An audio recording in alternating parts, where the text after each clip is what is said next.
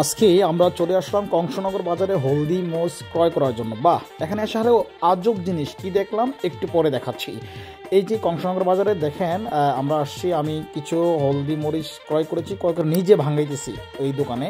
না, খুব ভালো ভাঙাইছে। কিন্তু পাশের দোকানে যে দেখলাম এরা হলদি মরিচ আসলে গুঁড়া করে নিচের ফ্লোরে কিভাবে রাখছে দেখেন। আসলে এখানে দৌলা ময়লা বালু বিভিন্ন প্রকার জিনিস এটাতে সংযুক্ত হচ্ছে, আর এটাই আমরা খাচ্ছি।